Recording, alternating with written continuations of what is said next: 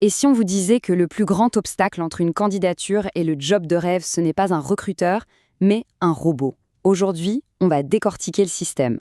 On va voir ensemble, pas à pas, comment optimiser un CV pour qu'il ne soit plus jamais, mais alors plus jamais, ignoré par une machine. Regardons bien ce chiffre, 75%. Qu'est-ce que ça veut dire? Ça veut dire que pour 4 candidatures, 4 profils parfaitement qualifiés pour un poste, eh bien 3 d'entre eux vont être mis à la poubelle par un logiciel avant même qu'un humain ait pu lire le nom du candidat. C'est une sorte d'injustice algorithmique. Et aujourd'hui, on va apprendre à la déjouer. Alors, qui est cet adversaire, ce fameux premier boss? Il a un nom, l'ATS pour Applicant Tracking System. On peut vraiment le voir comme le gardien d'un donjon. Il ne cherche pas à évaluer le talent, non, il vérifie juste si on a le bon mot de passe, la bonne clé. Et aujourd'hui, justement, on va fabriquer cette clé. Bon, le diagnostic est posé. Maintenant, passons au traitement. Voici le plan d'attaque en 5 étapes très claires. D'abord, on va comprendre le robot. Ensuite, on va bâtir la structure parfaite pour notre CV. Troisièmement, on va apprendre à parler sa langue. Puis, on va rédiger le CV qui coche toutes les bonnes cases. Et pour finir, on fera le test ultime. C'est parti! Première étape, donc, comprendre l'adversaire. Il faut bien se mettre en tête que l'ATS n'est pas intelligent. Il est juste programmé.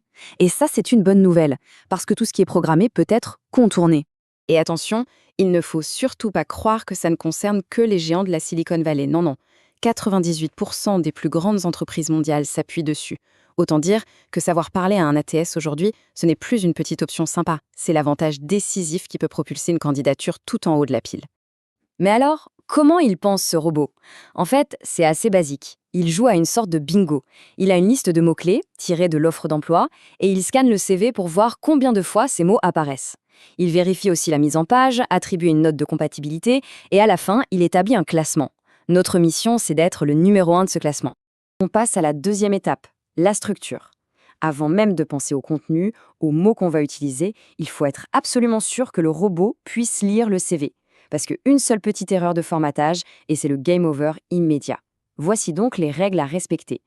Il faut tout de suite oublier les CV super créatifs avec 3 colonnes, des graphiques dans tous les sens et des icônes personnalisées. Pour un ETS, tout ça, c'est juste du bruit. Pourquoi? C'est simple. Le robot lit le document de manière linéaire, de haut en bas et de gauche à droite. Donc, une seule colonne, une police standard comme Arial, des puces bien rondes et simples, c'est vraiment le seul moyen de s'assurer qu'il va lire les informations dans le bon ordre.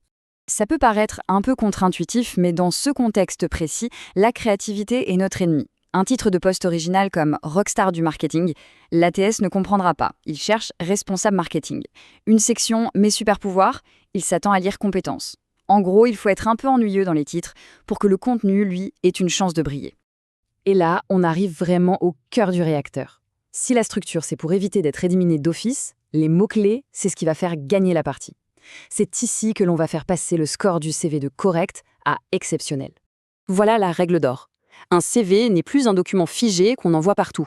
C'est un miroir. Il doit refléter le plus précisément possible le langage utilisé dans l'offre d'emploi. L'ATS ne cherche pas le meilleur talent du monde. Il cherche le CV qui correspond le mieux aux mots-clés de sa liste. La stratégie pour ça est très simple. Elle se fait en 3 temps. D'abord, on analyse l'offre d'emploi comme si c'était la grille de réponse d'un examen. Ensuite, on compile tous les mots importants, les compétences et logiciels. Et enfin, on les intègre de la façon la plus naturelle possible dans le CV. Ce n'est pas de la triche, c'est simplement donner au correcteur automatique les réponses qu'il attend de voir. Bien, on a la structure, on a les mots-clés. Maintenant, passons à la rédaction. C'est sans doute l'étape la plus délicate, parce qu'il y a un double objectif. Il faut écrire pour plaire au robot, mais sans que l'humain qui lira le CV juste après ne s'en aperçoive. Ça, c'est l'erreur classique qui coûte énormément d'entretien. Un titre interne un peu sympa comme Ninja du code, ça fait sourire, mais l'ATS, lui, il cherche développeur web. Il faut absolument prendre le temps de traduire le jargon de son ancienne entreprise en langage universel du recrutement. C'est un point qui n'est pas négociable. Pour les descriptions de poste, il y a une formule magique à retenir. Verbe d'action plus chiffre égale impact. Il ne faut pas juste dire « en charge des ventes ». Il faut dire « augmenter les ventes de 20% en 6 mois ». Pourquoi? Parce que les chiffres, c'est un langage universel que les robots et les humains comprennent et adorent. Attention, voici un piège mortel. Les jolies petites barres de compétences pour montrer son niveau en Photoshop? Pour un ATS, c'est du charabia. Il ne voit pas 4 étoiles sur 5, il voit une image vide, donc aucune information. Alors on oublie le design pour cette partie et on revient au bon vieux texte. Expert, avancé, intermédiaire. C'est peut-être moins sexy, mais ça marche à tous les coups. Ok, le CV est prêt, optimisé, prêt à être envoyé. Mais juste avant le décollage, il y a une dernière checklist à faire. C'est le contrôle technique final, celui qui va nous assurer de ne pas se cracher juste avant d'atteindre la destination.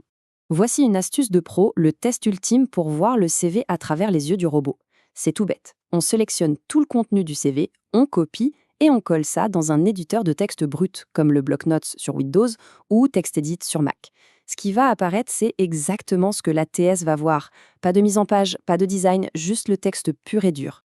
Et là, c'est le moment de vérité. Soit on obtient un charabia illisible comme à gauche, avec des bouts de phrases partout et des sections mélangées. Dans ce cas, il faut retourner travailler sur la mise en page.